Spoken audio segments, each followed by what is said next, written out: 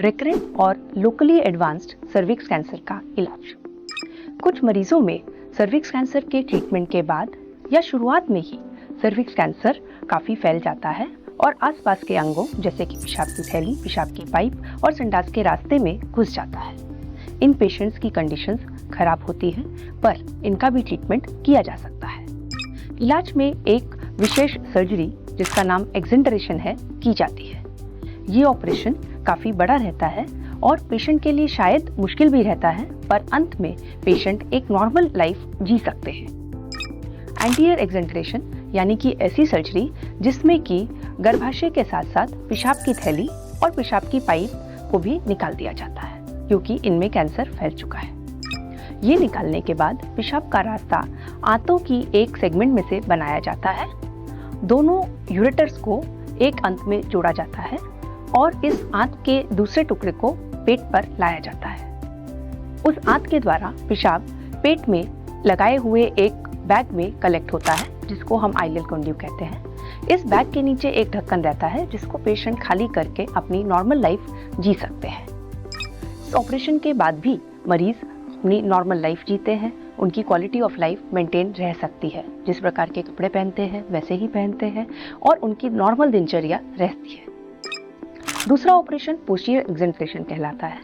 ये ऑपरेशन उन मरीजों में किया जाता है जिसमें सर्विक्स का कैंसर संडास के रास्ते में घुस जाता है। इसमें संडास के रास्ते को भी पूरी तरह से निकाल दिया जाता है और बाद में इसको पेट पर एक आंत के रूप में बाहर निकाला जाता है और संडास को बैग में ही कलेक्ट करना पड़ता है। इसके बाद भी पेशेंट अपनी नॉर्मल लाइफ जी सकते हैं। कुछ पेशेंट्स में टोटल पेल्विक एक्सेंटरेशन किया जाता है। ये उन मरीजों में किया जाता है जिसमें सर्विक्स कैंसर फैलकर पेशाब की थैली और संडास के रास्ते में घुस गया है। इसमें इन सभी अंगों को निकाल दिया जाता है और बाद में पेशाब के लिए और संडास के लिए दूसरा रास्ता पेट पर से बनाया जाता है। सर्विक्स कैंसर के लिए रेडिकल ट्रैक्टेक्टमी। सर्विक्स कैंसर के कुछ मरीज फर्टिलिटी को प्रिजर्व करना चाहते हैं, यानी कि बाद में मां बनना चाहते हैं। इन पेशेंट्स के लिए एक स्पेशल सर्जरी की जाती है जिसको हम रेडिकल ट्रैकिलेक्टमी कहते हैं। रेडिकल ट्रैकिलेक्टमी में सर्विक्स यानी कि गर्भाशय के मुख को उसके आसपास के टिश्यूज के साथ निकाल दिया जाता है। अगर फीमेल जीनाइटल ट्रैक्ट की बात की जाए, इसमें एक गर्भाशय होता है। गर्भाशय का मुख होता है जिसको हम सर्विक्स कहते हैं और उसके बाद योनि मार्ग होता है। उसके अलावा अंडाशय और फैलोपियन ट्यूब्स होते हैं। रेडिकल ट्रैकिलेक्टमी में सिर्फ गर्भाशय के मुख यानी कि सर्विक्स को उसके आसपास के टिश्यूज के साथ निकाल दिया जाता है। साथ में लिम्फ नोड्स को भी निकाल दिया जाता है। इसके बाद गर्भाशय को योनि मार्ग के साथ जोड़ दिया जाता है, यानी कि पेशेंट की अंडाशय, गर्भाशय और योनि मार्ग बच जाते हैं। इसके अनुसार मरीज कैंसर से क्योर होने के बाद में शिशु को जन्म दे सकते हैं।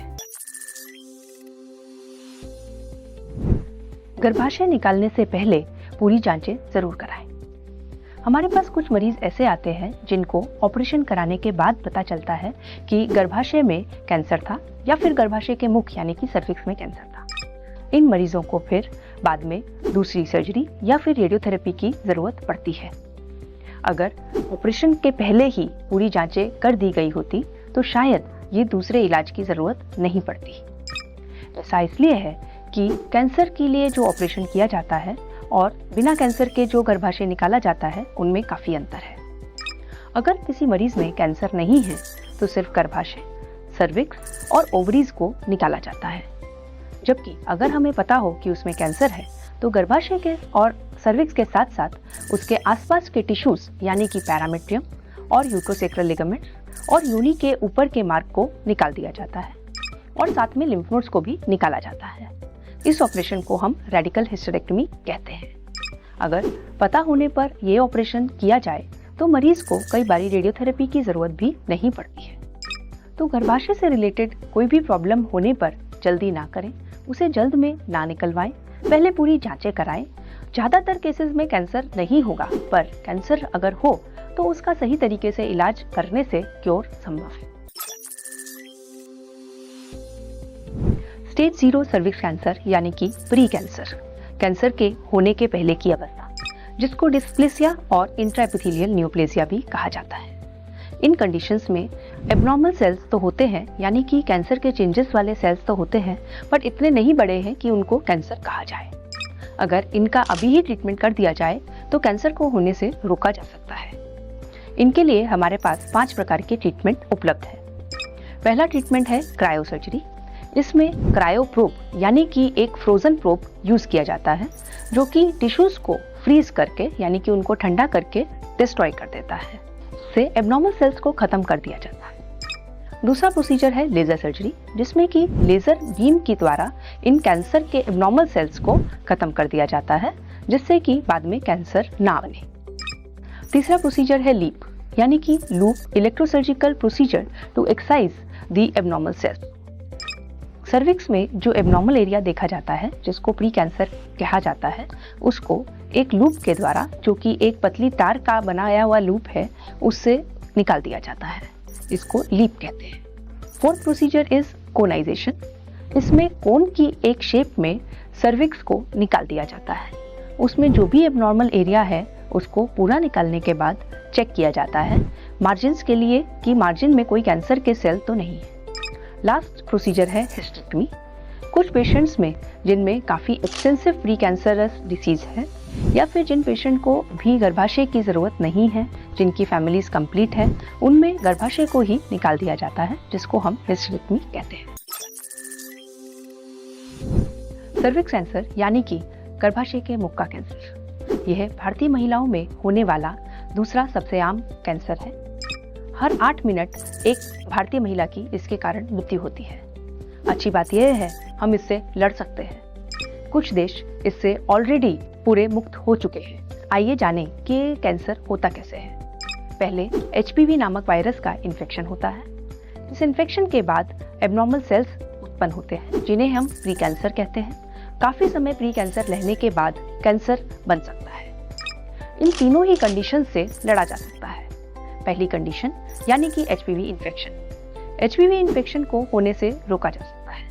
जिस प्रकार से कोरोना वायरस को रोका गया, उसी प्रकार से HPV वायरस को भी होने से रोकने के लिए वैक्सीन उपलब्ध है।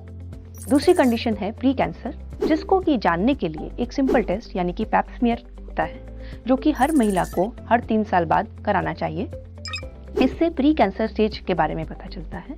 इन प्री कैंसर स्टेजेस को डिस्प्लेजिया या फिर इंट्राएपिथेलियल न्यूप्लेजिया कहा जाता है, जिनका कि पूरी तरह से इलाज किया जा सकता है।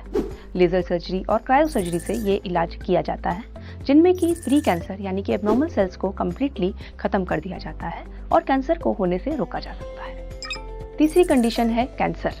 कैंसर को होने का पता चलाने के लिए कुछ सिम्टम्स के बारे में अवेयरनेस होनी चाहिए, यानी कि एबनॉर्मल ब्लीडिंग, एबनॉर्मल डिस्चार्ज और निचले भाग में दुखाव। ऐसे सिम्टम्स होने पर अपने डॉक्टर को जरूर मिलें।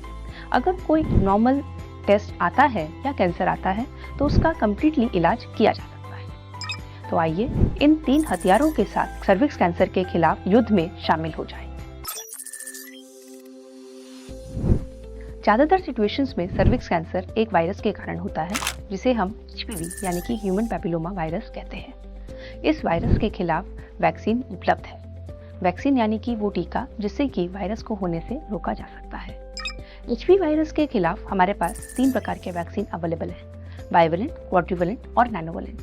इसमें कितने वायरसेस से बचा जा सकता है उसके अनुसार इस वैक्सीन का नाम लिया जाता है। इस वैक्सीन को 9 साल के बाद की लड़कियों को लगाया जाता है। प्रेफर्ड एज 9 साल से 14 साल की स्कूल की लड़कियां हैं, जिनको एक ही डोज देना काफी है। 15 साल के बाद 3 डोज की आवश्यकता पड़ती है। शादी के पहले जब भी ये लगाया जाए, मरीज को उसका सबसे ज्यादा बेनिफिट मिलता है। जरूरत पड़ने पर अप टू 35 इयर्स भी इस वैक्सीन को लगाया जा सकता है। वैक्सीन से फायदा यही है कि कैंसर को होने से हम रोक सकते हैं। कई देश जैसे कि ऑस्ट्रेलिया इस वैक्सीन की मदद से सर्विक्स कैंसर को जड़ से खत्म कर चुका है। अब हमारी बारी है कि वैक्सीन के बारे में अवेयरनेस फैलाएं, वैक्सीनेशन ड्राइव में पार्ट लें, सबको वैक्सीन लगाने के लिए उत्सुक करें और सर्विक्स कैंसर से लड़ें।